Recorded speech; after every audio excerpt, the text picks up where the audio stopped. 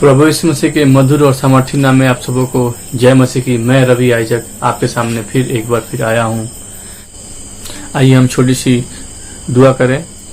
धन्यवाद धन्यवाद धन्यवाद धन्यवाद देते हैं खुदा ने इस सुंदर समय के लिए जो अपने में देखने का मौका दिया। खुदा आपका धन्यवाद देते हैं यीशु मसीह। हम धन्यवाद देते हैं यीशु नासरी। ये क्रूस की महागाथा का जो अध्ययन हम सब कर रहे हैं यीशु नासरी, आप इसे बहुत ऐसी आशीष दीजिए यीशु नासरी। हमारे वचन के बोलने में पिता सर आप पवित्र आत्मा हमारी मदद करिए यीशु नासरी। हम दुआ करते हैं खुदा जो श्रोता है, जो इस वीडियो को देखते हैं यीशु नासरी, जो सुनते हैं यीशु नासरी, उनको भी बहुत ऐसी आशीष कर दीजिए। उनके परिवार में बहुत ऐसी आशीष कर दीजिए यीशु नासरी। इस वचन को पिता सर वो जो सब सुनते हैं यीशु नासरी, उनके मन में विश्वास दीजिए यीशु नासरी, ताकि वो आप पे विश्वास कर सके यीशु नासरी। हम दुआ करते हैं यीशु नासरी, वचन के बोलने में पवित्र आत्मा हमारी मदद करिए यीशु नासरी। पिता छोटी सी विनती आपके पुत्र हमारे उद्धारकर्ता प्रभु यीशु मसीह के नाम से मांगते सुनिए तो ग्रहण कीजिए, आमीन। फिर आपके सामने आया हूँ। हम अध्ययन कर रहे हैं यीशु मसीह के क्रूस की महागाथा। ये हमारा चौथा भाग है। तीसरे भाग में हम लोगों ने अध्ययन किया था कि यीशु मसीह को कैसे पकड़वाया गया था। अभी चौथा भाग है। अब यीशु मसीह को पकड़ लिया गया है। अब वो यीशु मसीह को पिलातुस और हेरोदेस के पास ले जाया जाता है। ये वचन हम अद्भुत रूप से पाते हैं यूहन्ना मत्ती सुसमाचार 27 का पहला, दूसरा और 11 से 14वें पद तक। मरकुस रचित सुसमाचार 15 का 1 से 5 तक। लूका रचित सुसमाचार 23वां अध्याय 1 से 7 तक। और यूहन्ना रचित सुसमाचार 18 अध्याय 28 से 38 पद तक पाते हैं। हम आपके लिए पढ़ देंगे। कुछ यही है कि दो में एक ही जैसा पाया गया है, मत्ती रचित और मरकुस रचित।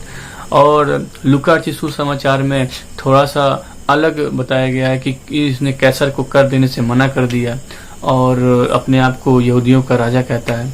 और यूहन्ना में भी थोड़ा सा अलग हम देखेंगे। मतलब भी मत्ती सुसमाचार देख रहे हैं 27 का पहला, दूसरा और 27 का 11 और 14 के लिए मैं पढ़ूंगा 27वां अध्याय पहला और दूसरा। भोर हुई तो सब प्रधान याजकों और लोगों के पुरनियों ने यीशु को मार डालने की सम्मति की। उन्होंने उसे बांधा और ले जाकर पिलातुस हाकिम के हाथ में सौंप दिया। अब हम पढ़ेंगे 11 से 14वां पद तक। और जब यीशु हाकिम के सामने खड़ा था तो हाकिम ने उससे पूछा, क्या तू यहूदियों का राजा है? यीशु ने कहा, तू आप ही कह रहा है। जब प्रधान याजक और पुरनिये उस पर दोष लगा रहे थे तो उसने कुछ उत्तर नहीं दिया। इस पर पिलातुस ने उससे कहा, क्या तू नहीं सुनता कि ये तेरे विरोध में कितनी गवाही दे रहे हैं? परंतु उसने उसको एक बात का भी उत्तर नहीं दिया। यहाँ तक कि हाकिम को बड़ा आश्चर्य हुआ। यहाँ पे प्रभु यीशु मसीह को अद्भुत से ये मालूम है कि क्या होना है। हम आगे लूका रचित सुसमाचार पढ़ेंगे 23वां अध्याय।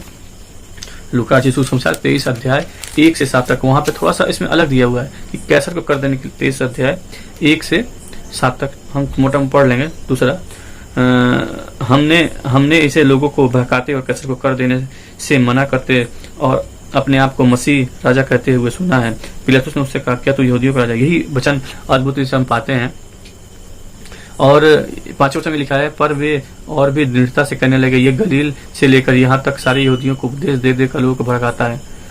तो फरीसी और शास्त्री चाहते हैं कि पिलातुस जो है वो यीशु मसीह को क्रूस की सजा दे, मृत्यु दंड दे। लेकिन उसने ऐसे प्रभु यीशु मसीह के बारे में कोई सा दोष पाया नहीं कि उसको ये चीज दे सके। तो अद्भुत से हम आगे पढ़ते हैं कि यूहन्ना जो सुसमाचार 18वां अध्याय हम देखेंगे। और यहाँ पे 28 से 38 पद तक स्पष्ट रूप से यहाँ पे लिखा हुआ है। 18वां अध्याय 28 से 38। जब वे यीशु को काइफा के पास से किले को ले गए और भोर का समय था, परंतु वे आप किले के भीतर नहीं गए ताकि अशुद्ध हों, परंतु फसह खा सकें। तब पिलातुस उनके पास बाहर निकल आया और कहा, तुम इस मनुष्य को किस बात का आरोप लगाते हो? उन्होंने उसको उत्तर दिया, यदि वह कुकर्मी न होता तो हम उसे तेरे हाथ न सौंपते। पिलातुस ने उनसे कहा, तुम ही इसे ले जाकर अपनी व्यवस्था के अनुसार इसका न्याय करो। यहूदियों ने उससे कहा, हमें अधिकार नहीं किसी का प्राण ले। यह तो अद्भुत से वचन है कि वो स्पष्ट रूप से इन्होंने यहाँ पे बता दिया कि प्रभु यीशु मसीह को वो मार डालना चाहते थे। तो उन्होंने ये कहा कि मेरे पास ये अधिकार नहीं है, ये केवल अधिकार राजा के पास था। आगे हमें पढ़ते हैं, इसलिए हुआ कि यीशु की वह बात पूरी हो जो उसने यह बात संकेत देते हुए कहा था, उसकी मृत्यु कैसे होगी। तब पिलातुस फिर किले के भीतर गया और यीशु को बुलाकर उसे कहा, क्या तू यहूदियों का राजा? यीशु ने उत्तर दिया, क्या तू ये सब बात अपनी ओर से कहता है या दूसरे ने मेरे विषय में तुझसे कह दिया है?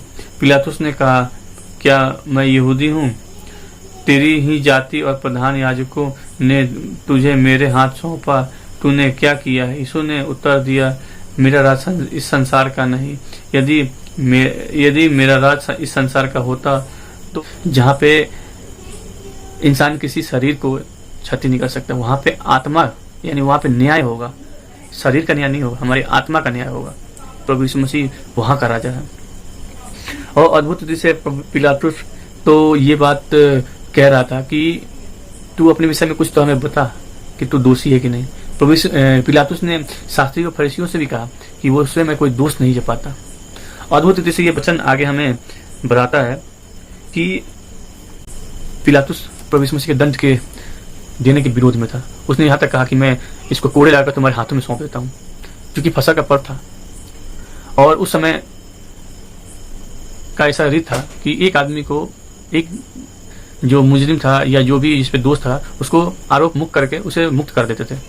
तो यहाँ पे स्पष्ट रूप से आगे हम पढ़ेंगे वचन में कि फरीसी शास्त्री यीशु मसीह को नाम मांग के रिहा न करने के लिए, और उन्होंने बरअब्बा नाम के एक डाकू को मांग लिया कि मेरे लिए इसको छोड़ दे। अद्भुत से ये उनके विचार नहीं थे, ये उस परमेश्वर का विचार था कि जो हमारे लिए यीशु मसीह को पकड़वाया जाए। और उन्होंने, परमेश्वर ने जो भी सोचा ये सब उसी के हिसाब से चल रहा था ये प्लान। और ये चीज हम पाते हैं कि जब यीशु मसीह उस गethsemane बाग में जाते हैं और वहाँ पे प्रभु से प्रार्थना करते हैं कि हे प्रभु, अगर हो सके तो ये प्याला टल जाए। जब वो प्रार्थना कर रहे थे तो उनका पसीना जो था वो लहू के बूंद के समान भूमि पर गिर रहा था। ये अद्भुत रीति से विचारणीय है हम सबों के लिए, हमारे सभी मसीह भाई बहनों के लिए। प्रियो, ये प्रभु यीशु मसीह ने जो दुख सही, और ये जो यीशु मसीह के पिलातुस और हेरोदेस के पास ले जाया गया, उसमें नाना प्रकार की प्रभु यीशु मसीह पे बातें बोली गई कि ये भड़काता है कैसर के खिलाफ, कर देने से मना करता है, अपने आप को राजा कहता है। आज प्रभु यीशु मसीह हमसे ये बात पूछ रहा है कि जो मैंने तुम्हारे लिए दुख उठाया, क्या तुम तैयार हो? तुमने मेरे बताए हुए मार्ग पर चलते हो कि नहीं? प्रभु जो यीशु मसीह है हमारा, वो सचमुच हमसे बहुत प्रेम करता है। हम उसके प्रेम में बंधे रहें और उसके प्रेम में हमेशा आगे बढ़ें। दूसरों को भी प्रेरित करें कि प्रभु यीशु मसीह के प्रेम में बंधे। अपने आप को जो अविश्वास हमारे मन में है उसको हम विश्वास में बदलें। कैसे बदलेंगे? हम प्रभु यीशु मसीह के वचन को स्मरण करेंगे, प्रभु यीशु मसीह पे विश्वास करेंगे। ये हमें केवल बपतिस्मा लेने से काम नहीं चलेगा, क्योंकि यीशु मसीह ने अपने आप को हमारे लिए, अपने आप को उस क्रूस पे चढ़ा दिया। अपने लहू के द्वारा सारे गुनाहों को धो डाला। निष्कलंक मेमना जो है वो था और उसका वध किया गया, ताकि हम उस गुनाह से, हम उस आग की झील से बच सके जो कि मरने के बाद हमारा न्याय होगा। अद्भुत से आज ये वचन हमको बताता है। आप भी प्रभु की वचन को पढ़ें, स्मरण करें, और दूसरे को भी हम प्रोत्साहित करें कि वचन को स्मरण करें, प्रभु की बातों में और प्रभु के रास्ते मार्ग पे हम चलें। प्रभु आप सबों को बहुत ऐसी आशीष दे, और हम एक दूसरे के लिए हमेशा प्रार्थना करते रहें कि हम शैतान की उस युक्ति में न फंस सके। प्रभु आप सबों को बहुत ऐसी आशीष दे। आप सबों को जय मसीह की।